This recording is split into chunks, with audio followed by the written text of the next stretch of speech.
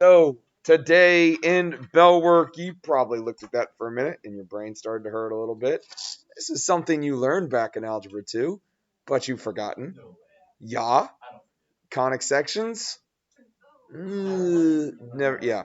You did it. It's been a minute. I'm going to remind you today what this is and how it works. Okay.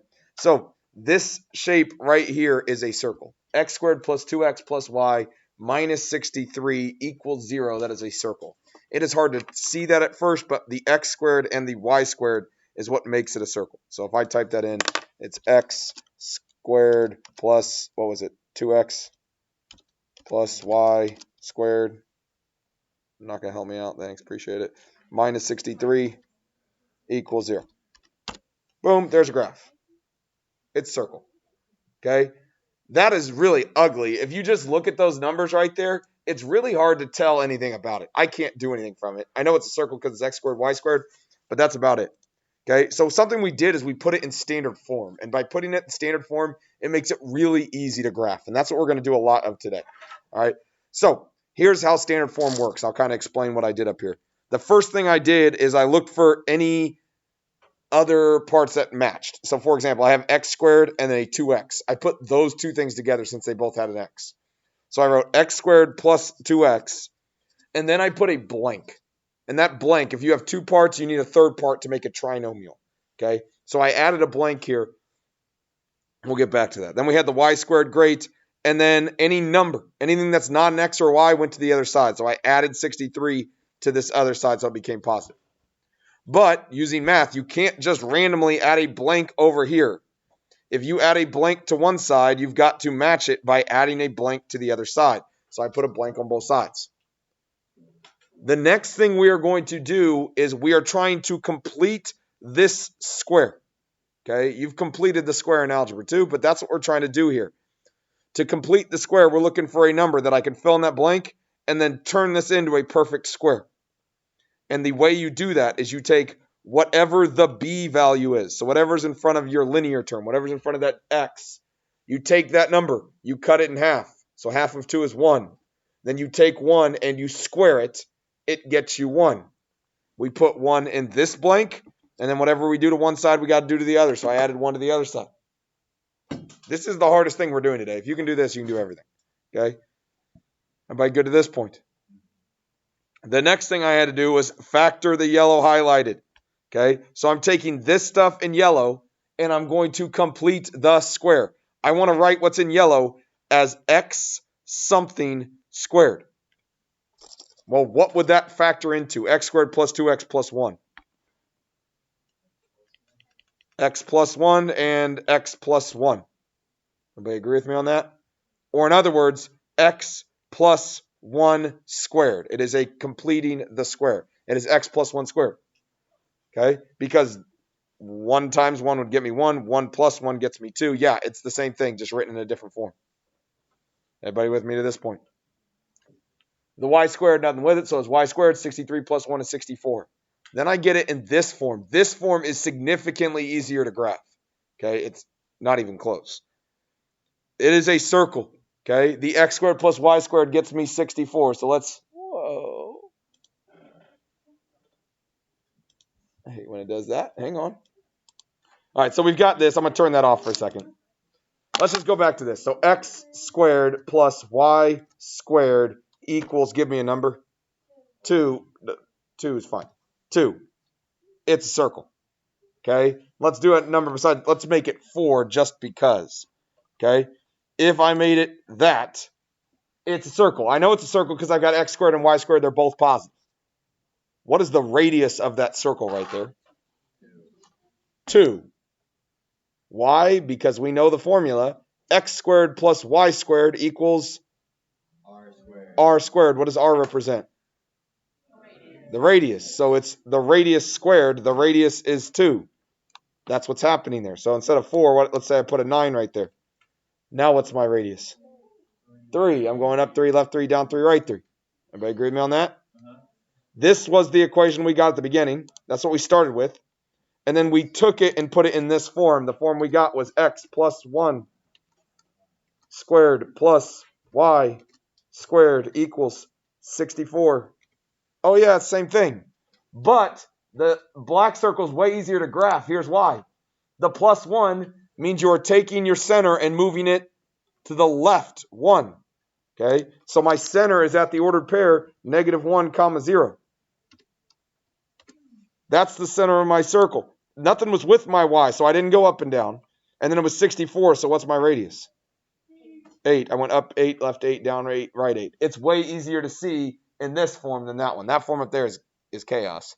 We put it in the standard form, now all of a sudden we can graph it. Questions on that? Again, most important thing we're doing today. Let's try it again. Okay, so looking at the second one, we're putting this in standard form. I know it's a circle. X squared plus y squared minus 10y plus 16 is equal to 0. We're trying to graph it. So again, you put your x's together. Any other x's? No. So then I'm going to put my y's together. So plus y squared minus 10y, and then I'm going to write blank. I need to balance this equation. That's completing the square. I got to fill something in there. Anything that doesn't have an x or a y in it goes to the other side. So it'd be -16 plus a blank. And then in the end, I want to complete the square. So my final answer is going to be x squared plus y squared. I know that this has to be factored, this guy right here. And it's going to be all equal to something. Go ahead and finish that problem with your neighbor. Go. Here we go. We are graphing this thing, or we're going to write the equation. X squared plus y something squared. I'm trying to fill in this blank here to help me fill in this blank. Show me with your fingers. What number did you put in this blank right here? In that blank right there, you are putting 25 because you are taking your b, you are cutting it in half, and then you're going to square it. So -10 cut in half is -5. -5 squared is 25. Goes on both sides. Then I can write this in standard form. X squared is great. This is going to become y something squared. It's going to be all equal to 9 because -16 plus 25 is 9. Show me with your fingers. What number are you writing with your y? With your y, you are putting a -5 because I'm taking -10 and cutting it in half or factoring it, whatever makes you feel better. Okay. All you got to do is take that number and just cut it in half to fill it in, or you could factor. Either way works. Let's look to see what that graph would look like. We got this x squared plus y minus 5 squared equals 9. It said -5, so why did it go up? It's the opposite. When it's in parentheses, we change the sign, so that -5 is going to take me up 5. There's the center of my circle. My radius is going to be 3 because it's a 9 out there, so I took the square root, went up 3, left 3, right 3, down 3. Questions on how we did it? All right, let's look at those notes that I just passed out to you. Let's work through those. Not a crazy difficult day today. Hopefully you'll stay up to date, and obviously in 5th period it's not too bad. Do letter A. It's what we just did. Do it on your own and then graph it. Go. Let's see what we're doing here. X squared plus y squared plus 6x minus 40. What'd you write down here to start, Forrest Morgan? What'd you put? I put x squared plus 6x plus y squared. Good. X squared plus 6x. I want to throw a blank in there, but sure. And then y squared is going to be equal to what? 40. Good. And we're going to add a blank to the left side as well. If we do it to the left, we got to do it to the right. There's her setup. She put her x's together with a blank, nothing with our y's, and then the 40 to the other side. Then we're filling in the blank. Kara, what number did you put in here with the blank? 9, because she's taking 6, she's cutting it in half, and then squaring it. Whatever she puts in one blank, she's going to put in the other. Then we are going to complete the square. So that thing right there is what we're trying to complete. Everything else is pretty easy. Everybody show me with your fingers. What'd you put in with your x? In with the x, you're taking that, you're factoring that right there. Or you could just think, take your b and cut it in half. So it's going to be plus 3. So I'm going to make my circle down here. Point. Which direction are you moving to make the center of your circle? Point. Which direction are you moving to make the center of your circle? The plus 3 is going to take me to the left 3. So there is the center of my circle. And my radius is going to be 7 because of the 49. So I go left 7, down 7, right 7. And then you are going to feel bad about how good you are at drawing circles. But Look how good my circle is. It totally matches up. Do not, yeah, it's, hang on. Boom. Now what? Now what? It's wonderful. It's the greatest circle of all time. Don't be jealous. Question so far? Again, that's a skill technically you've learned before. I'm reminding of it now, and now you know how to do it. Today, what we're going to do is we're going to convert equations from polar form to rectangular form. So yesterday we did points. Now we're going to do equations. So these are basic polar equations that we're going to be able to convert back and forth. Remember, when we talk about polar, we're talking about r and theta, and rectangular means x and y. So you got to think, hey, they're going to give me stuff with r and theta in it. I'm going to rewrite it so I can graph it on an xy graph. The 4 formulas we used yesterday technically will still be very useful today. We'll see what we can do. First one, example 1 says r equals 3. Show me with your fingers. What do you think the graph is going to look like if the equation is r equals 3? Show me with your hands. It's a circle. Because what does r mean? The radius is 3. And so it's telling you exactly what you want. It's saying graph a circle with a radius of 3. Done. I made the graph pretty easily. Now we're going to do some converting, but that's all it is. R equals 3 means you're making a circle with a radius of 3. Am I good with that? The problem with that is we're going to rewrite this equation. And you could use your brain and figure this out, but let's use some math. R is equal to 3. Right now they gave me R. So this is in polar form. I want to rewrite it in rectangular form using X's and Y's. Is there any formula that we have that starts off by giving you R and lets you write stuff as X's and Y's? Which one? The first one, Pythagorean Theorem. R squared equals X squared plus Y squared. But that's not what it looks like. What could I do? I'm going to square both sides. So I get R squared equals 9. Is there any substitution I could do? R squared is the same thing as X squared plus Y squared equals 9. It died on me. X squared plus Y squared equals 9. And I'm done. That is a circle. It is now in rectangular form. I've got X's and Y's. It's equal to a number. We know now that X squared plus Y squared is a circle with a radius of 3. Makes sense on how we're doing that? Let's go to the next one. This one's a little bit tougher. Theta equals negative 225 degrees. Okay. Look at a unit circle. Think about where negative 225 degrees is. Talk with your neighbor for a second. Think, what do you think that graph would look like? Show me with your arm. What do you think that shape is going to look like? I said arm. Use context clues. All right. Let's see if we can do it. This is 225 degrees. Everybody agree with me? Yeah. I want negative 225 degrees. What do I do if it's negative 225 degrees? Flip over x-axis. So this right here is negative 225 degrees, aka 135 degrees. And then you take your graph and you just kind of do that. That's my graph. That is my line at 225 degrees. It is going to be a line that looks just like that. It's just a line. It doesn't tell me a radius. All it's telling me is the angle. Well, what's my radius? It can be anything. My radius could be 1. My radius could be 2 or 3 or 4.5 or 4.7 or 4.8. It's that whole thing. It's just a line that would be located at 135 degrees. That is what my graph's going to look like.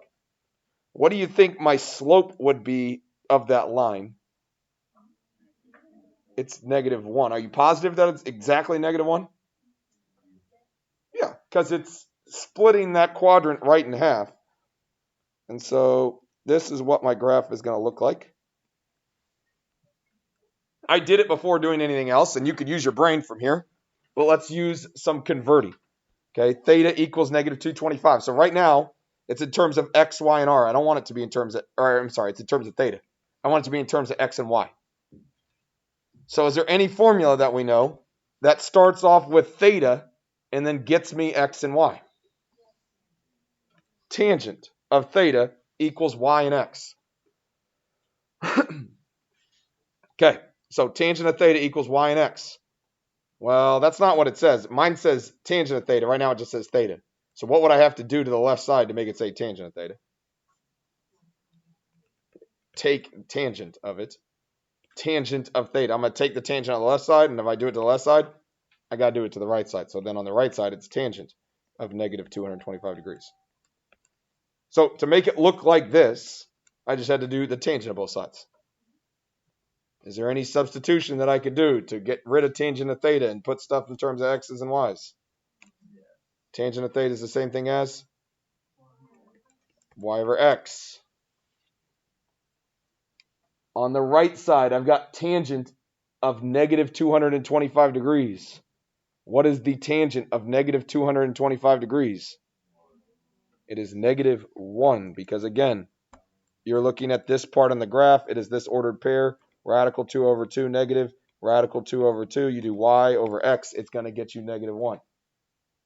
So we're technically done, but we never graph stuff in the form y over x. What do we always need to do?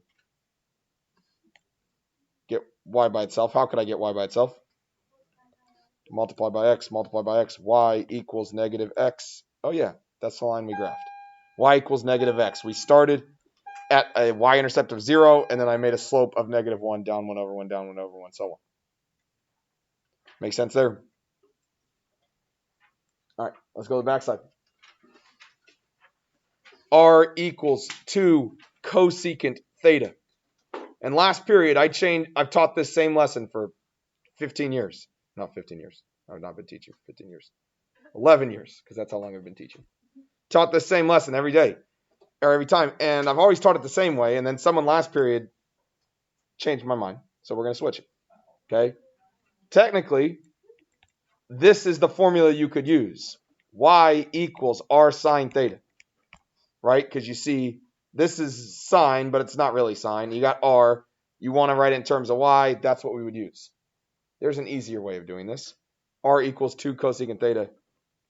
What does cosecant mean? Cosecant means, everybody was like, not necessarily 1 over y, but it's r over y, because I don't know what the radius is. Now we're not dealing with a radius of 1 anymore. And so I'm just going to do the easiest substitution. For cosecant, I'm going to put r over y.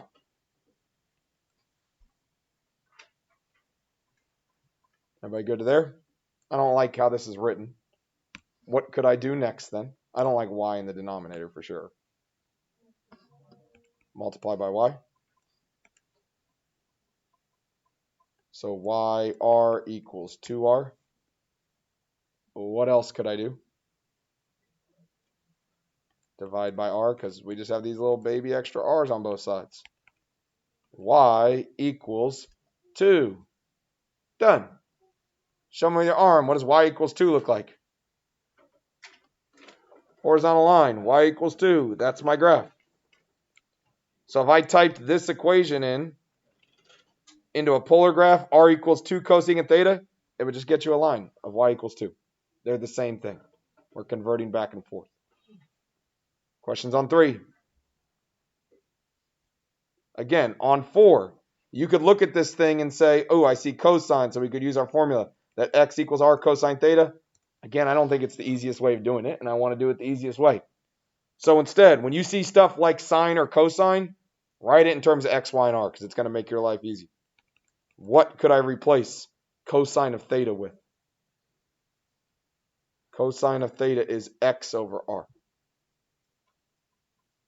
I really don't want fractions. Fractions get annoying. What could I do to get rid of a fraction? Multiply both sides by r. So then I get r squared equals negative 2x. This is the big one. R squared equals negative 2x. We're trying to convert from r and theta to x and y. We already got rid of cosine because I didn't want that, so we got rid of our theta. But I've still got r in it. What else could I do to get rid of that r squared here?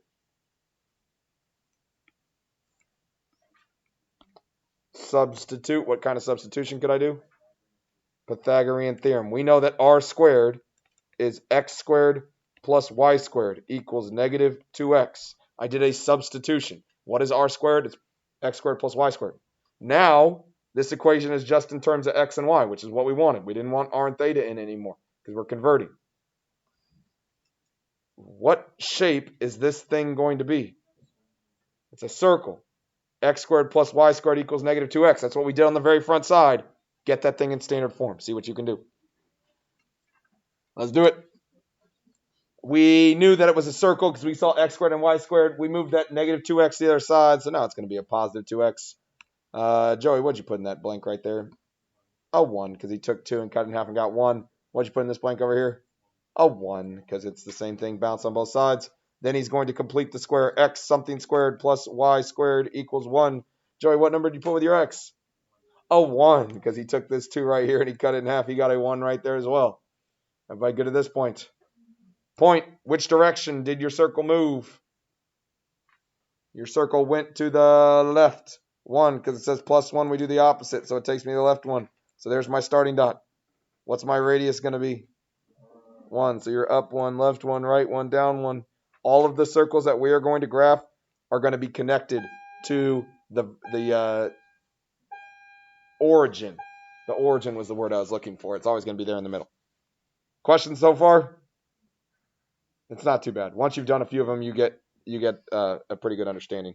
Let's just practice a couple of these, just so I'm not sending you off without you trying them. So we'll do 4 examples down here, really rapid fire, but we'll see what we can do. Okay, so in the first box, try to convert this guy for me. Cosine theta equals negative 3 over r. Convert that thing. Go. Show me with your arm, what does your shape look like? Good, it is like that. Cosine of theta, I don't like cosine, so we could write it as x over r. I don't like that r on both sides, so I can just multiply everything by r, and it's going to cancel it out. X is negative 3, so that is a vertical line at negative 3. There's my line. Boom, done. Questions on that one? Yes, sir? Yes. You know all of them already anyways in the equation world, so they're all ones that we've already memorized, so they're not that bad. Next one, r equals pi. Convert that thing. R equals pi. Show me with your arm. What's your shape going to be? It's a circle. I don't like r, so we think about what we know. We know what r squared is, so if we squared both sides, I could then substitute in for r squared. R squared would be x squared plus y squared equals pi squared. So it's a circle. Where is the center of my circle going to be? At the origin, because it didn't move left and right, and then you would go up pi, left pi, right pi, down pi, draw a circle. Yeah, that's terrible. No, it's even worse. Quit looking at it. Just makes me feel bad now. Here, let's go another one. Let's try this one. Theta equals pi over 3. Convert that into x, y, or r. See what you can do. Show me with your arm. What's your shape going to look like? It's this. It's a line. I'm trying to go from theta to x and y. So our only conversion for that is tangent of theta. And then we would have to take the tangent of the other side as well. Tangent of theta is y over x. Tangent of pi over 3 is square root of 3. I don't like x on bottom, so I could multiply both sides by x. Y equals root 3x. That's the ugliest line you've ever had to graph in terms of slope, but your slope is root 3, or other words, just draw a line where you think 30 degrees or 60 degrees would land. It's right there. Make sense on that one? Uno mas. Try one more. R equals 4 sine theta. Go. R equals 4 sine theta. I want to try and solve this. What can I do here, Sam? Y over r. We don't like the sine. We can make that y over r. Then what'd you do? Multiply both sides by r. Over here, it's going to get rid of it. Over here, it's r squared. Knowing what we did earlier, we are always going to substitute in for r squared. We get x squared plus y squared equals 4y. Then you recognize it's a circle, so we put it in standard form. X squared plus y squared minus 4y. The number one mistake students make is they don't change their signs as you go across the equal sign. Make sure you do. Plus blank equals blank. Show me with your fingers. What number did you put in this first blank? It's 4. You take 4, you cut in half, you get 2. 2 squared is 4. Then we're going to complete the square. So x squared plus y something squared equals 4. Yeah. What number is going to go in there with my y? Show me the fingers. What number is going to go in there with the y? You take negative 4 and you cut in half, so it's negative 2. So point. Which direction is your center of my circle going to be? Point. Which direction is the center of my circle going to be? It is a lot of random pointing there. It is up 2. Because it's with my y, we do the opposite. We go up 2, left 2, down 2, right 2. That right there is my circle. Like I said, it is often going to be touching the origin when we graph them. Questions? We'll keep working from there in the future, but that's about it. It doesn't get much more complicated than that.